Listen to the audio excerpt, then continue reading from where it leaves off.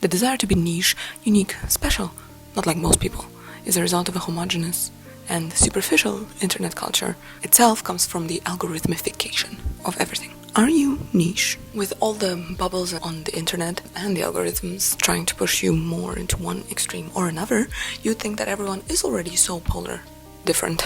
Oh, it's a weird mix because the bubbles are specific enough to push you further away from other people, usually those in your real life and the most significant connections you have, but they're also general and generic enough that you can lump in millions of people that get appealed by the same thing. Also, on a side note, these extremes pull you in, like we all know, by using tactics that appeal to your emotions, that villainize the other side, that blame all your problems on some external cause, which means you are helpless to change it in a way. All you have to do is keep consuming that content and feeding those emotions, because in that case, at least you have an answer. You know what's going on, you know it's not right, but the emotional high is addictive. In the nature of the online world and the way that algorithms work, it will always try to sort you into a category. Oh, you like Pilates, then you also like Stanley Cups and matcha and brunch.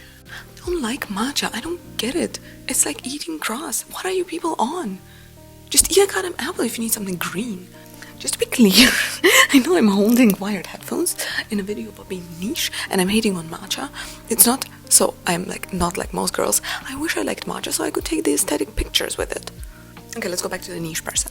My thesis is to be truly unique, special, niche. You need to have two things. One, you need to find your own unique mix of interests and preferences. I like black coffee, I like philosophy, I like heavy metal music, I like this perfume, but I also like pink and yoga and getting my nails done, in case you haven't noticed, and this.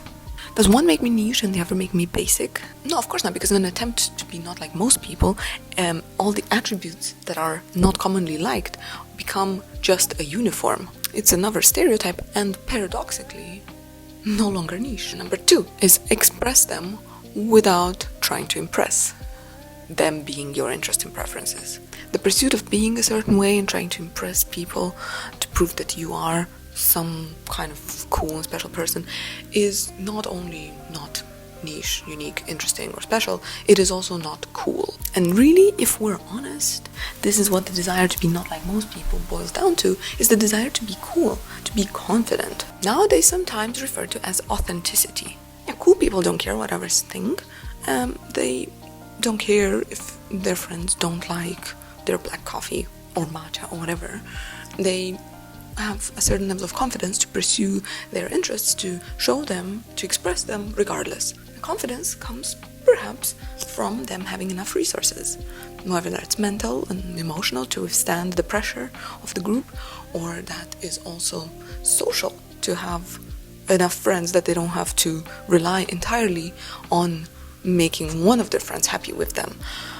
Or even financial, all in all boiling to them not being afraid of people's judgment because it doesn't affect them as much because they have what to fall back on. If you think about it in a utilitarian sense, being unbothered to order a latte in an artisanal coffee shop or to wear skinny jeans nowadays, okay, that skinny jeans, maybe that went a bit far, really tells people that you've accumulated enough capital in your life or been lucky, even genetically, in the case of emotional or mental, that you are stable in the face of risks and you can face more risks. And if you take more risks, then you have higher chances at winning bigger.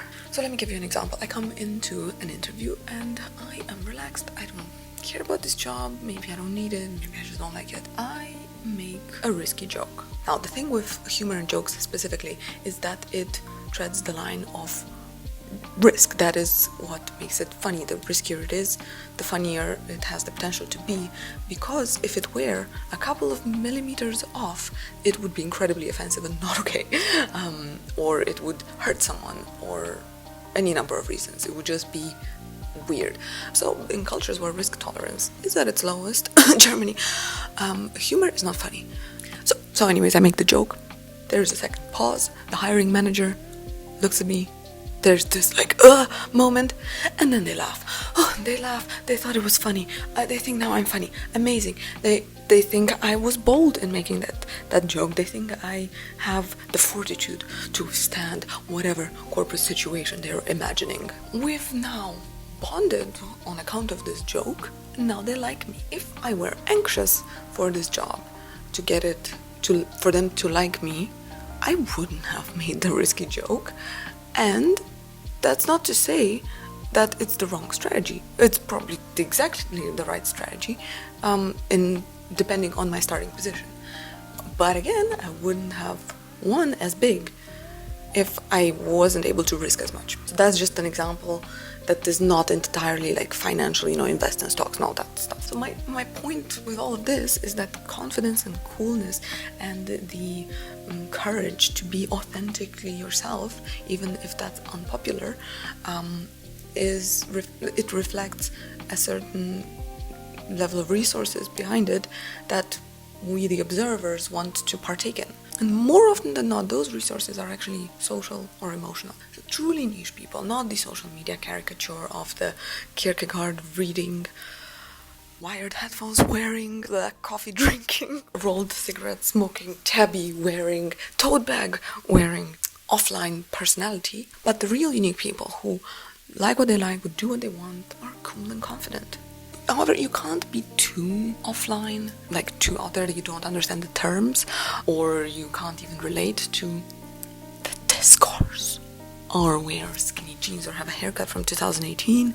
You can't be too offline in that way, because it's easy to be niche when you're a farmer in the middle of nowhere with no access to the internet. The balance or the challenge comes from being aware of what is happening, of what's trendy online and so on, and yet having the strength and the fortitude and the stable sense of self to not feel pressure to partake in it or even to oppose it, as is the case with the niche, unique and special trend. Anyways, my thesis here is that people strive to be unique and different and niche and not like most people, for the same reason that we strive to be cool. It's just a variation of that. Trying to focus on the paraphernalia of nicheness, the books, the music, the hobbies, the wired headphones, is itself performing nicheness in a meta sort of way, and obviously defying the purpose of it and the term.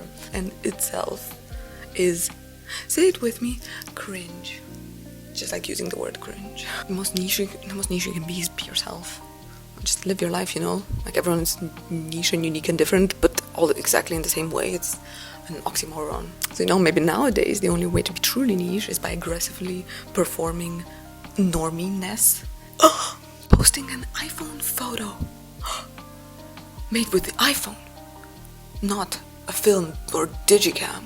But that itself, the attempt to go against the nicheness, which itself goes against a mainstream, is coming at its root from the same desire to impress and to be unique and different and thereby prove your value. My answer to that is that I drink filter coffee, which is so different. You might not have heard of it. So it's like pour over, right? But I drink it so diluted, it's thrice too much water for the ratio of coffee in it. It's not filter coffee, it's Finnish coffee. It's almost like the uniqueness of being yourself, truly, is what draws people in.